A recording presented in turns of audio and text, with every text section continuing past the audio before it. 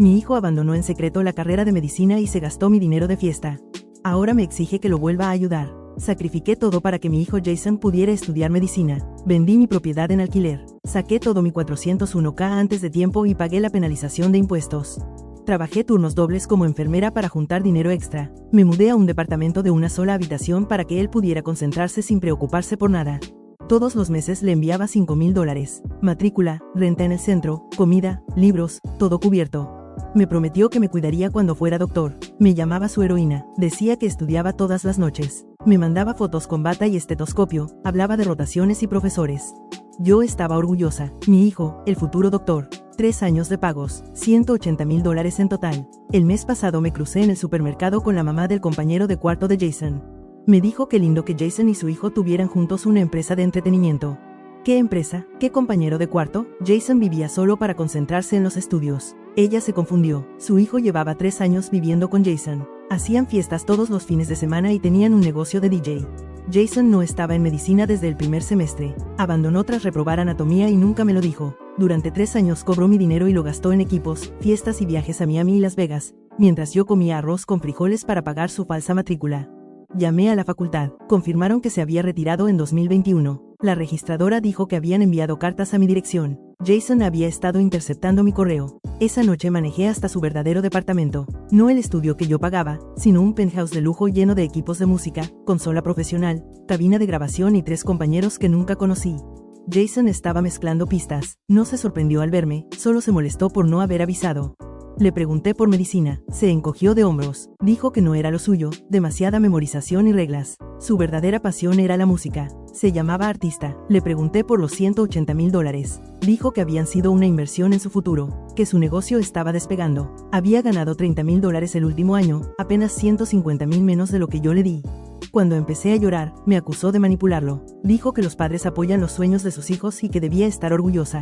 Sus compañeros estuvieron de acuerdo. Me llamaron cool por financiar su camino, como si yo hubiera tenido opción. Me fui sin decir más. Necesitaba procesar la traición, las mentiras, los años de turnos dobles, mi jubilación perdida y la propiedad que nunca recuperaré. Jason no llamó ni se disculpó durante 2 semanas. Ayer llamó eufórico. Un DJ famoso quería colaborar con él. Giras, estudio, imperio. Solo necesitaba $50,000 más. ¿Qué era un poco más después de tanto? Me prometió devolverlo el doble, igual que prometió ser doctor. Le dije que lo pensaría. Dijo que no había tiempo. Éramos equipo. Yo era su socia, no solo su mamá. Sin mí nada de eso existiría. Y era cierto. Le pedí que viniera a mi departamento a hablar de términos. Llegó en un Tesla. Imagen, dijo. Trajo contratos. Yo sería socia silenciosa, 15% de retorno, mi nombre fuera de todo por impuestos. Podía confiar en él. Lo dejé hablar. Sacó hojas de cálculo, mostró seguidores, puso música. Habló 1 hora sobre su visión y su destino, sobre cómo el universo recompensaba mi fe. Luego le di un sobre. Dentro había 3 documentos. Una carta de cese y desista de un estudio jurídico. Un detalle de todos los pagos que hice durante 3 años. Una demanda en el juzgado de pequeñas causas por el monto máximo permitido. Su sonrisa se fue borrando mientras leía. Las manos le temblaron al llegar a la demanda. Me miró confundido. Se dio cuenta de que esta vez no iba a llorar y ceder. Se rió nervioso. Dijo que no podía demandar a su propio hijo. Le dije que el fraude es fraude, sin importar quién lo cometa. Tenía 3 años de mentiras documentadas, correo interceptado y fotos falsas. Todo guardado. Cambió de estrategia. Lloró. Dijo que creyó que yo creía en él, que los padres deben apoyar sueños. Actuó igual que cuando me mostró la falsa carta de aceptación. Esta vez no lo abracé. Me quedé en silencio. Cuando las lágrimas no funcionaron, se llenó de ira. Dijo que si seguía adelante, no volvería a verme nunca más. Que perdería a mi único hijo por dinero. Le dije que él ya me había perdido hacía 3 años, cuando eligió robarme y mentirme todos los días. Tomé mi bolso y me fui. Me gritó que estaba arruinando su vida. Sus compañeros salieron de los cuartos. Uno, claramente choqueado, dijo que no sabían que me mentía, que creían que el dinero venía de un fondo fiduciario. Les creí. Jason les gritó que se callaran. No se movieron. Me fui. En el auto me temblaban las manos, pero debajo había algo más fuerte.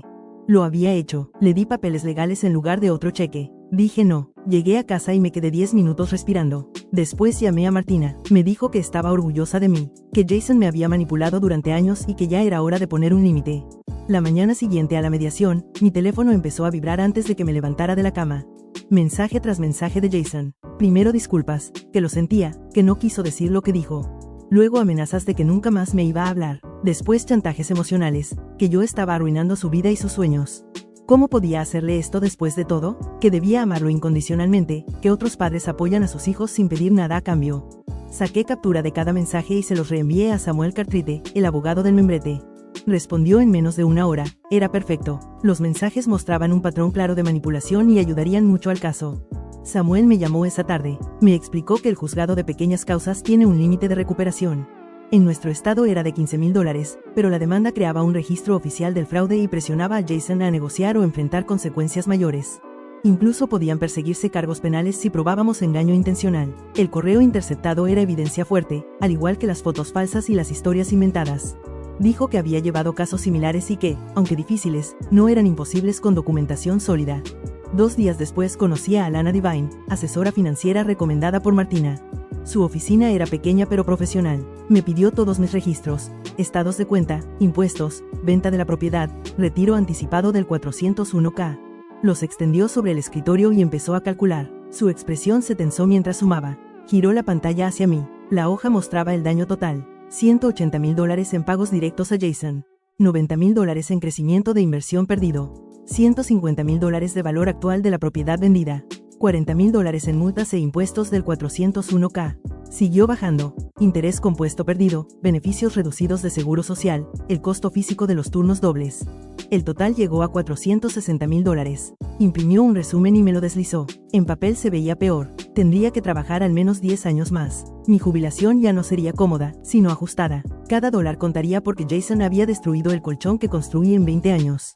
Me preguntó si tenía dudas. Negué. Sugirió otra reunión en 2 semanas para planear la recuperación. Acepté y anoté la fecha. Me quedé sentada mirando la hoja. Años de turnos dobles reducidos a una planilla. Alana no me apuró. Después de unos minutos empecé a llorar en silencio. Era la primera vez desde que descubrí todo. Antes había sido shock y rabia. Ver esos números lo hizo real. Jason me había robado el futuro. No solo dinero, años de mi vida, mi jubilación, la seguridad por la que sacrifiqué todo. Alana me acercó pañuelos y habló recién cuando me calmé. Me contó sobre recursos para víctimas de fraude familiar, grupos de apoyo y programas de recuperación financiera. Por su forma de hablar entendí que no era la primera madre que ayudaba. Eso no me consoló, me entristeció más. 3 días después Samuel llamó. Me metí al descanso del trabajo para atender. Dijo que Joshua, uno de los compañeros de Jason, quería hablar conmigo. Se sentía culpable y tenía información útil. Registros financieros del negocio y cómo Jason había gastado el dinero.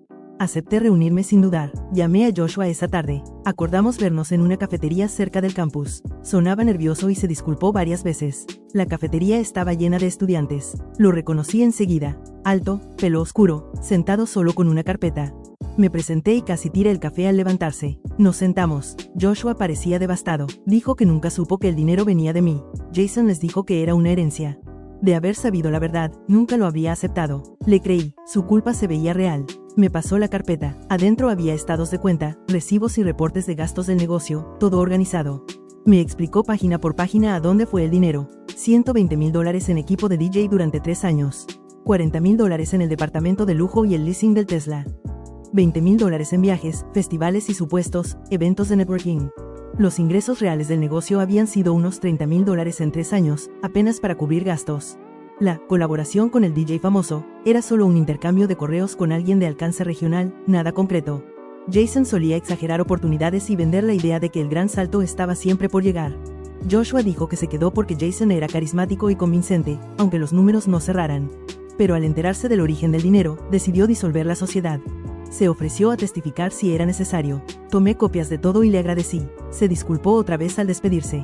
Fui directo a la oficina de Samuel. Revisó cada documento con cuidado, hizo preguntas y tomó notas. Después se recostó y sonrió. Esto lo cambia todo, dijo. Ahora podemos probar el fraude deliberado y rastrear cada dólar. Las mentiras, el correo interceptado y estos registros encajan perfectamente. Dijo que presentaría una demanda enmendada con esta nueva evidencia. Nuestra posición quedaba mucho más fuerte. Jason ya no podría alegar confusión ni errores honestos. Teníamos prueba clara de fraude durante 3 años. 2 semanas después de entregarle el sobre a Jason, mi teléfono sonó con un número desconocido. Estuve a punto de no atender, pero algo me hizo hacerlo. Era un hombre preguntando si yo era la mamá de Jason. Dije que sí. Se presentó como su papá, mi exmarido. No hablábamos desde hacía 15 años, desde el divorcio cuando Jason tenía 8. Se mudó al otro lado del país, formó otra familia, mandaba la manutención, pero nunca llamó ni visitó. Y ahora quería escuchar mi versión.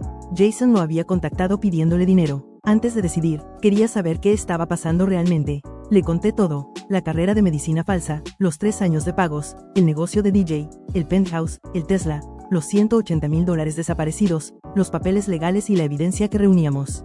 Él guardó silencio todo el tiempo. Cuando terminé, hubo una pausa larga. Luego admitió que Jason le había hecho algo parecido 5 años atrás. Le pidió $10,000 para un supuesto programa de medicina en el extranjero. Se los envió. Meses después descubrió por redes que Jason había usado el dinero para viajar a Ibiza. Otra mentira, otra estafa. Colgué con una sensación extraña. 15 años sin contacto y ahora aparecía porque Jason había intentado estafarlo también. Los $5,000 ayudarían a cubrir honorarios legales, pero aceptar su dinero era complicado. Martina me dijo que lo aceptara. Me recordó que él tenía la responsabilidad de haberme advertido sobre el patrón de mentiras de Jason y no lo hizo. Eso era lo mínimo que podía hacer. Lo llamé al día siguiente y acepté. Transfirió el dinero en horas y envió un mail breve diciendo que ojalá hubiera hablado antes. 2 días después, Samuel llamó con novedades. Había enviado toda la evidencia al abogado de Jason, incluidos los registros del negocio de Joshua y su oferta de testificar. En menos de 24 horas pidieron mediación en lugar de juicio. Samuel dijo que era buena señal. Sabían que su posición era débil. El correo interceptado probaba intención de engaño y los registros rastreaban cada dólar hacia gastos personales y fiestas. En juicio, Jason quedaría muy mal y podría enfrentar cargos penales además de sanciones civiles. La mediación significaba resolver rápido y en silencio antes de que la situación empeorara. Le pregunté qué podíamos lograr. Me explicó que los juicios son largos, caros y sin garantía de cobrar. La mediación era más rápida y nos daba margen para negociar un acuerdo real, pagos, reconocimiento legal y responsabilidad. No recuperaría todo, pero sí más que si me rendía, y quedaría constancia legal de lo que hizo. Acepté, aunque una parte de mí quería llevarlo ante un juez. Samuel la programó para 3 semanas después. Martina me ayudó a definir qué quería, no solo dinero, sino consecuencias. Quería una admisión escrita de las mentiras, un plan de pagos a largo plazo y que vendiera su equipo de DJ caro para un pago inicial que demostrara compromiso. Samuel dijo que era razonable dado el peso de la evidencia. Antes de la mediación supe que necesitaba apoyo emocional. Martina me recomendó a una terapeuta, Charlotte Barker, especializada en trauma familiar y abuso financiero. Conseguí cita la semana siguiente. Su consultorio era tranquilo. Charlotte era más joven de lo que esperaba, directa y amable. Le conté todo, la carrera falsa, los pagos, el penthouse, el negocio, el proceso legal. Escuchó sin interrumpir. Luego me preguntó qué dolía más. Iba a decir, el dinero, pero no era solo eso. Lo peor era la traición. Jason me miró a los ojos durante 3 años y me mintió. Me llamó su heroína mientras gastaba mi jubilación en fiestas. Charlotte dijo que no era solo robo, sino una violación profunda de la confianza entre madre e hijo. Estaba llorando 2 pérdidas, la seguridad financiera y el hijo que creí tener, pero que nunca existió como yo pensaba. Esa segunda pérdida aún no la había procesado porque estaba enfocada en lo práctico. Hablamos del Jason que creí criar y del que realmente existía. Me ayudó a entender que yo fui una buena madre. Jason eligió explotar ese apoyo. Sus actos hablaban de él, no de mi fracaso. Salí agotada pero más liviana. Programamos sesiones semanales hasta la mediación. En la segunda sesión me preguntó qué sería justicia para mí. Pensé mucho, no quería destruir a Jason. Aún recordaba al niño que me traía dibujos. Pero no podía tener relación con el hombre que me robó sin un cambio real y sostenido. Quería una admisión escrita, devolución gradual aunque tomara años y consecuencias que le enseñaran responsabilidad real. Charlotte me preguntó si creía que Jason podía cambiar. Admití que no lo sabía. Quizás enfrentar consecuencias legales lo haría reaccionar, o quizás solo aprendería a mentir mejor. Me recordó que no podía controlar si él cambiaba, pero sí cómo protegerme. La mediación era para establecer límites y responsabilidad, no para salvar a Jason ni reconstruir la relación. Mi foco debía ser mi recuperación y asegurar que él enfrentara las consecuencias de sus decisiones. 2 días antes de la mediación, Martina vino a mi casa a ayudarme a prepararme. Trajo comida para llevar y nos sentamos en mi pequeña mesa de cocina a repasar posibles escenarios. Ella se ponía en el papel de Jason y probaba distintas tácticas de manipulación mientras yo practicaba mantener la calma y volver siempre a los hechos. Fingía llorar y disculparse. Usaba chantaje emocional, diciendo que yo era una mala madre. Hacía promesas vagas de devolver el dinero algún día. Yo respondía con las mismas frases firmes sobre evidencia documentada y responsabilidad legal. Martina me recordó que no le debía a Jason ni perdón ni una relación. Proteger mi dinero y mis emociones no me hacía mala madre, me hacía una mujer que se negaba a seguir siendo explotada. Practicamos hasta que pude responder sin quebrarme ni ceder. Antes de irse, Martina me abrazó y me dijo que estaba orgullosa de mí. La mediación fue en un edificio neutral del centro. Samuel me encontró en el lobby y subimos juntos. Llevaba una carpeta gruesa llena de documentación. La sala tenía una mesa larga, sillas a ambos lados y ventanas con vista a la ciudad. Llegó primero la mediadora profesional y explicó el proceso. Luego entró el abogado de Jason y se sentó frente a nosotros. Jason fue el último en llegar. Vestía más simple de lo habitual, con el rostro cansado. Evitó mirarme y se sentó en silencio. Sin su seguridad habitual, parecía más pequeño. La mediadora explicó que el objetivo era intentar un acuerdo para evitar el juicio y le pidió a Jason que hablara primero. Jason dio un discurso claramente ensayado, que era joven, que cometió errores, que la facultad lo abrumó y entró en pánico. Llamó a todo mal juicio y pidió disculpas por no haber sido honesto. Nunca dijo fraude ni robo. Presentó 3 años de mentiras como errores de un chico confundido. Yo solo sentí un cansancio profundo. Cuando me tocó hablar, saqué la declaración que había preparado con Charlotte. Me temblaban las manos, pero la voz salió firme. Ley sobre los turnos dobles de enfermera, el dolor físico, comer arroz con frijoles para enviarle $5,000 al mes. Ley sobre retirar mi jubilación, vender mi propiedad, creer que invertía en el futuro de mi hijo. Ley sobre el correo interceptado, las fotos falsas, las mentiras. Ley sobre descubrir que vivía en un penthouse de lujo mientras yo lo sacrificaba todo. Ley sobre los $180,000 perdidos y tener que trabajar 10 años más por su decisión de robarme. Cuando terminé, la sala quedó en silencio. La mediadora le preguntó a Jason si entendía el daño causado. Su abogado intentó hablar, pero ella lo detuvo. Esperó. Jason dijo, sí, en voz baja. La mediadora le pidió que explicara qué entendía exactamente. Tras un silencio incómodo, Jason admitió que sabía que estaba mal, que se convenció de que cuando su negocio despegara podría devolverme todo y borrar las mentiras. Dijo que siguió por miedo a decepcionarme. Sentí la ira subir. Le dije que claramente no tuvo suficiente miedo como para dejar de robarme durante 3 años. La mediadora me pidió que la dejara manejar las preguntas y volvió a Jason. Le preguntó si entendía que el miedo no justifica el fraude. Asintió. Le preguntó si entendía que yo sacrifiqué mi jubilación y salud por creerle. Volvió a decir que sí. Entonces pasaron a los términos. Samuel presentó nuestra propuesta con calma profesional. Jason pagaría $50,000 en 10 años. Vendería su equipo de DJ para un pago inicial de $20,000. Firmaría un reconocimiento de fraude. Si incumplía, podríamos avanzar con cargos penales. El abogado de Jason contraofertó $30,000 sin admitir fraude. Samuel respondió sin dudar, no. La mediadora llamó a un receso. Samuel me explicó que el abogado intentaba evitar consecuencias futuras, pero que nuestra evidencia nos daba fuerza. Me pidió que me mantuviera firme. En el pasillo, Jason intentó acercarse, pero Samuel lo detuvo. Volvió a la sala con su abogado. Yo me quedé tomando agua, agotada hasta los huesos. Tras el receso, las negociaciones continuaron. El abogado de Jason subió a $35,000. Samuel colocó sobre la mesa los registros bancarios, el correo interceptado y la evidencia del negocio. Dijo que, si íbamos a juicio, Jason enfrentaría cargos penales. La expresión del abogado de Jason cambió. Después de 2 horas de ofertas y contraofertas, llegamos a un acuerdo final. Jason pagaría $40,000 en 8 años. Vendería su equipo de DJ para un pago inmediato de $15,000. Firmaría un reconocimiento escrito de fraude. Si fallaba en 3 pagos, podríamos avanzar penalmente. No habría contacto conmigo salvo que yo lo iniciara. Jason debería asistir a consejería financiera por 1 año. La mediadora leyó los términos y preguntó si estábamos de acuerdo. Dije que sí. Jason dudó y luego aceptó en voz baja. Todos firmamos. Sabía que solo recuperaría unos $55,000 de los $180,000 perdidos, pero era más de lo que había esperado al comenzar. Lo más importante, Jason quedaba legalmente responsable. El acuerdo quedaba registrado y no podía borrarse. Salimos del edificio bajo la luz de la tarde. Me sentía más liviana. No recuperaría todo, pero la incertidumbre había terminado. Samuel dijo que, considerando lo difícil que es el fraude familiar, era un buen resultado. Durante 8 años, cada pago le recordaría a Jason lo que hizo. Me dio la mano y prometió enviarme las copias finales. Le agradecí y caminé sola hasta mi auto. 2 semanas después de la mediación revisé mi cuenta y vi un depósito de $15,000 por la venta del equipo. El corazón me dio un salto. Una parte de mí no creía que Jason fuera a cumplir. Transferí el dinero de inmediato a una nueva cuenta de jubilación en otro banco, una cuenta solo mía, protegida y fuera de su alcance. Llamé a Alana para contarle y me felicitó. Acordamos vernos para organizar aportes automáticos desde mi sueldo de enfermera. La semana siguiente armamos un plan realista para reconstruir mis ahorros en los próximos 20 años. Los números seguían asustando, pero ya no parecían imposibles. El primer pago mensual de $417 llegó exactamente en la fecha acordada. Miré la transacción en el celular con una mezcla de alivio y tristeza. Alivio porque cumplía, tristeza porque nuestra relación se había reducido a un pago que me recordaba todo lo perdido. Hablé con Charlotte y le conté cómo me sentía. Me dijo que era normal. Algunas traiciones no sanan del todo y algunas relaciones no se recuperan. Lo importante era que me estaba protegiendo y avanzando. Jason era responsable de sus decisiones. Yo solo debía reconstruir lo que él destruyó y evitar que volviera a dañarme. Empecé a tomar un solo turno extra por semana en el hospital, no 2.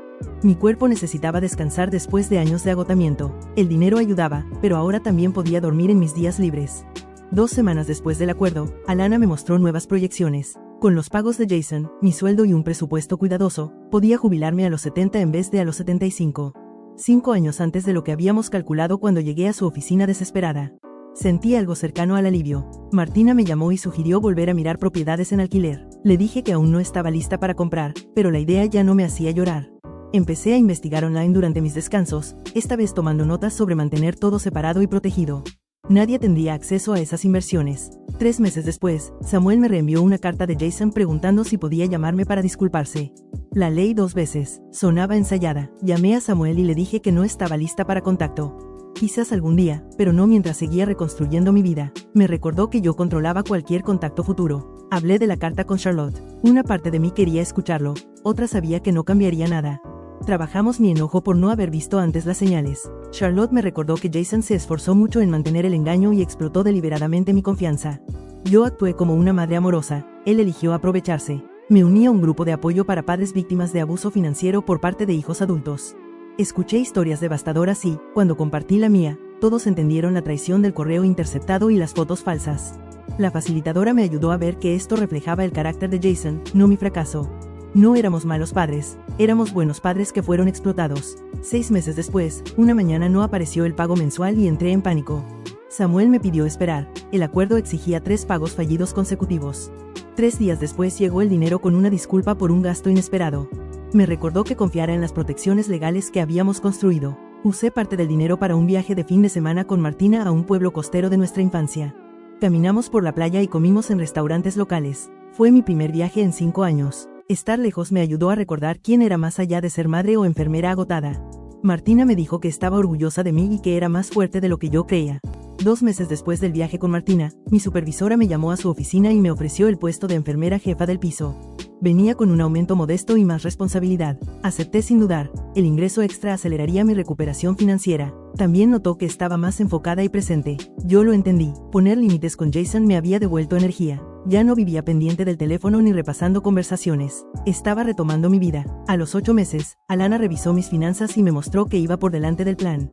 Entre los pagos del acuerdo, el aumento de sueldo y recortar gastos, ya tenía $12,000 ahorrados para el enganche de una propiedad en alquiler. Miramos listados de condominios pequeños que cerraban como inversión. Por primera vez veía un futuro que no implicaba trabajar hasta morir. Empecé a analizar propiedades durante mis descansos, armando hojas de cálculo con hipotecas, renta y mantenimiento.